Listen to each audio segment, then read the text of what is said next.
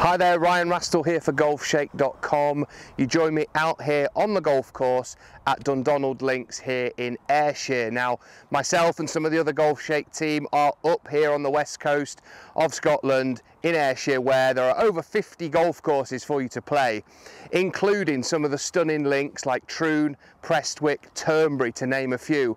We are here at Dundonald and we've come to have a bit of a look at the resort, where there's lots of development going on, so lots of new lodges being built, a brand new clubhouse facility, and obviously to get out here and test out the golf course and see exactly what it's like. So over the next few days we're going to be playing here at Dundonald, Western Gailes, and also at Prestwick as well. So we're going to give you a bit of a flavour for the sort of courses you can expect should you visit this side of Scotland. But for now, I'm going to get on this first tee and hit a nice shot down the middle of the fairway, I hope.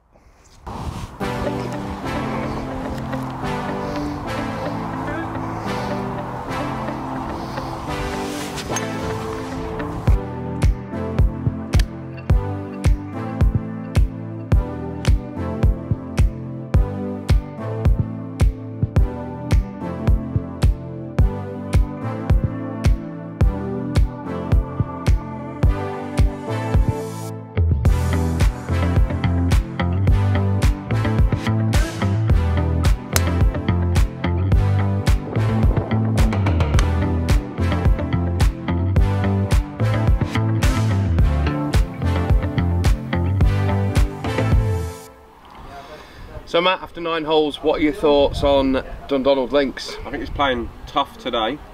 Yeah, some of the new tee boxes, just slightly different lines off tees, and with the winds coming a different direction to what I played it last time, it's definitely a tougher test today. But of course, it's in really good condition. Like you can't fool it. The greens are really gorgeous, good. Aren't they? Yeah, really good. I mean, it's the first time I've played it. We've kind of mixed up playing off the black tees, which is right at the back, and the blues, haven't we, kind of on a few different holes. But yeah, I think the difference between, you know, we played Western Gailes and there was a lot of shorter irons into greens there. Yes. What you found here is that just that extra length, because of the tees we're playing off, you're hitting lots of 5, 6, 7 irons into greens, which is obviously a bit tougher, and they're very slopey, aren't they? And also I found that you know, yesterday in particular, it just the land felt a little bit flatter. Like some of the roll-off areas on some of these greens are quite severe.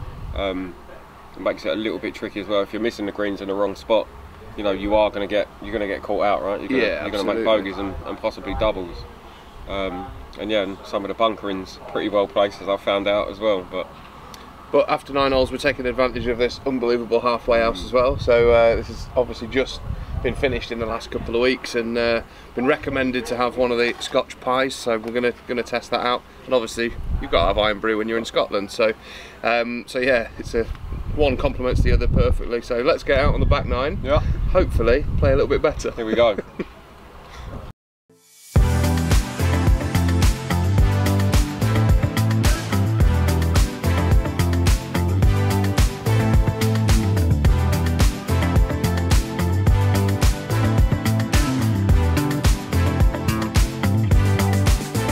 So we're through the front 9 now. We're out on the 13th tee here at Dundonald Links. We're right alongside the train track here. We played Western Gailes, which is the other side of the train track, yesterday.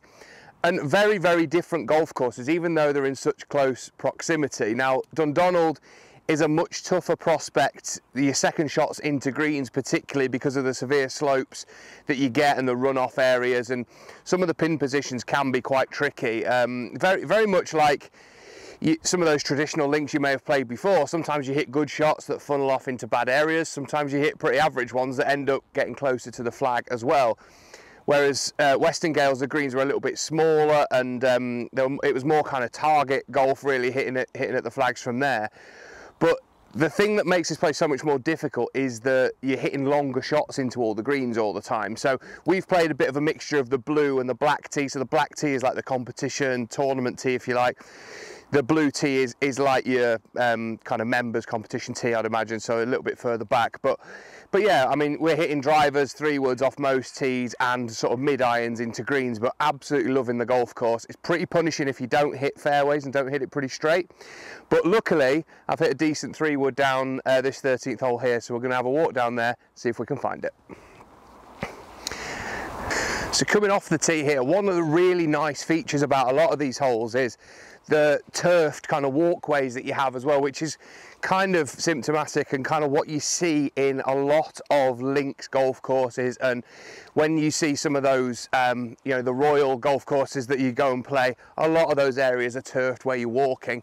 We can see some of the longer grasses and wilder grasses either side as well, which just frames the hole really, really nicely.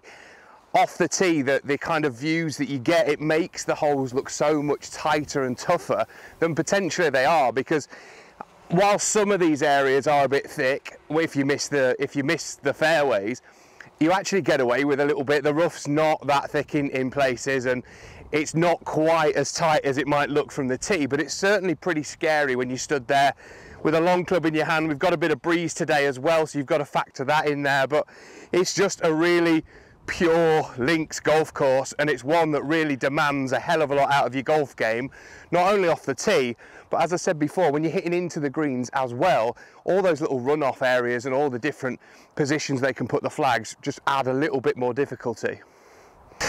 So just walking up to where my tee shot's finished here on the 13th, probably couldn't have placed it much better, right in the middle of the fairway for a change. But the thing that you've got to keep in mind is when you don't hit fairways here, you can find yourself in some of these bunkers. So let's just have a bit of a walk over here.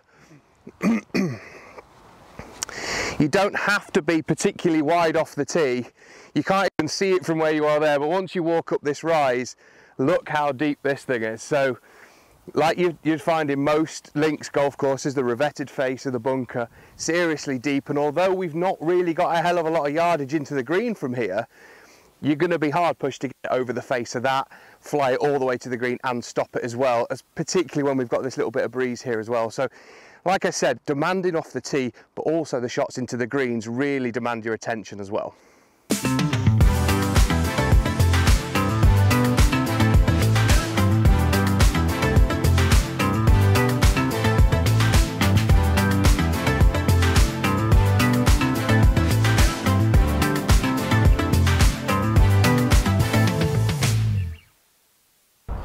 So our round is nearly at an end, 18th tee here at Dundonald. Matt, how have you found it? Yeah, it's been tough on the back line as well, to be honest. It's as I said earlier, the wind is challenging. Some of the lines off the tees, I think if you went back, it's one of them courses where if you went back, you'd maybe, you know, pick a different line, maybe different clubs. But and again, I'm saying, you know, the short game the quick greens and the runoff area is really finding this out. So. Yep, yeah, but it's enjoyable as well, it's enjoyable. Well, let's try and finish with a birdie if we can, yeah? So you're on the tee first, give it a whack.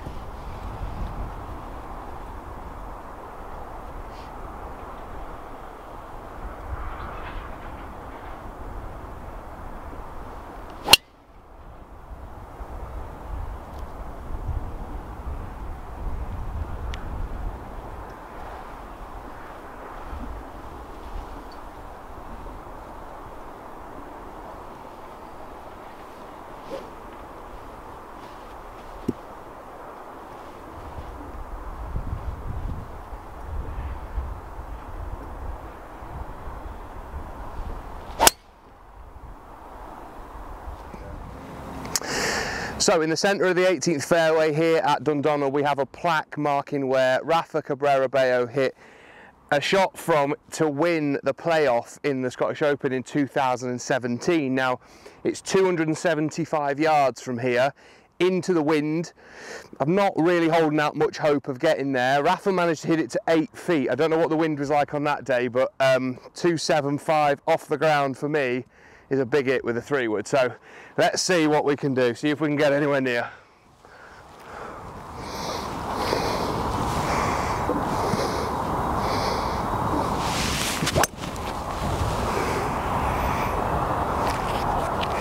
It's about as good as I can hit it. It's bounced, so hopefully it's missed the burn, but we'll get up there and we'll see exactly where it's finished. So after hitting my shot from 275 out from the Rafa plaque, let's see exactly where it's finished up.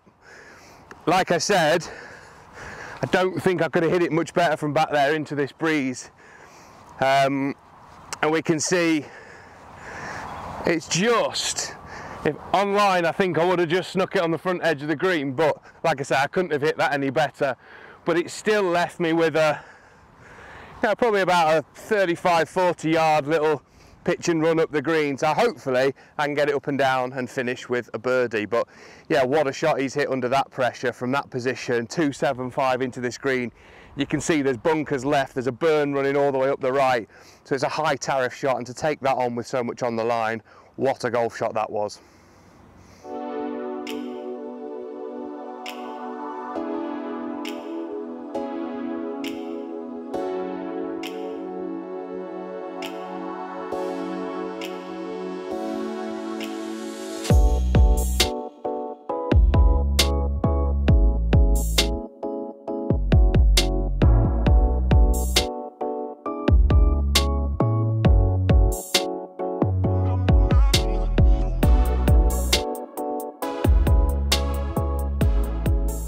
So we've just finished our round of golf and we've come back to one of the new lodges here at Dundonald Links. Now, they're all set out in pods of 6. We're in the 6-bedroom lodge, of which there's one of these in each of the planned pods that they're going to build here at Dundonald.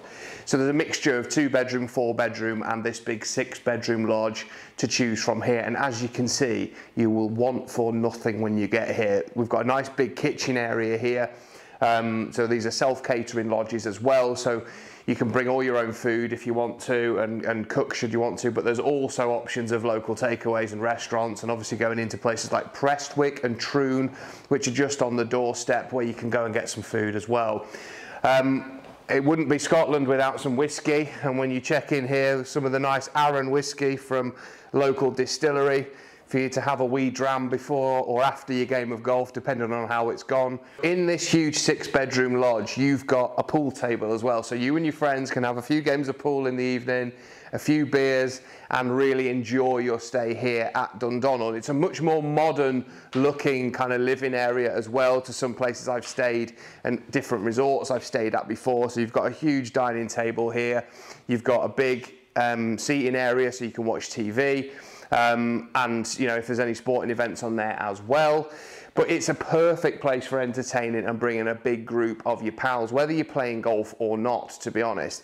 The bedrooms are absolutely ginormous. They've all got huge beds in there, huge doubles, and also ensuite in every single bedroom.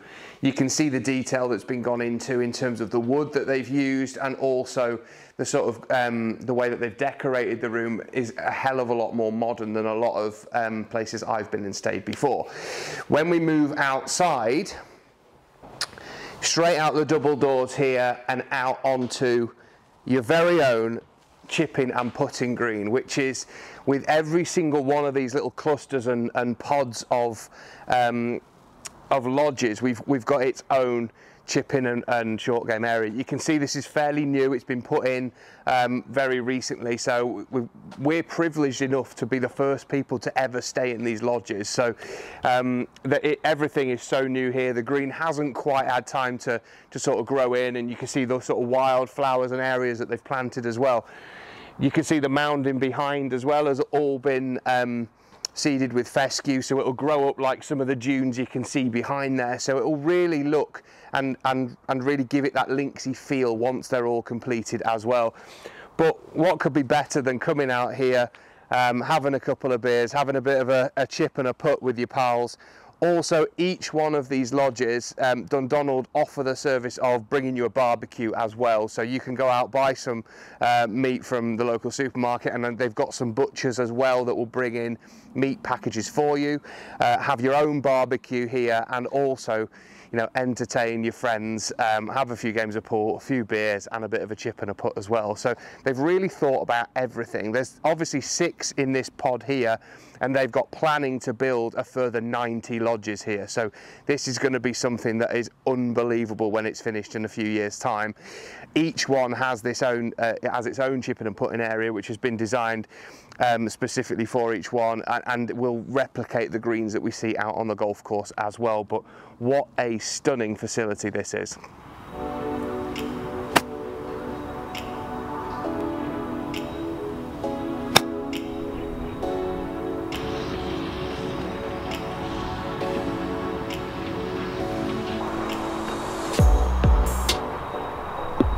So now we've seen the main living area and also out here, let's go take a look at some of the bedrooms.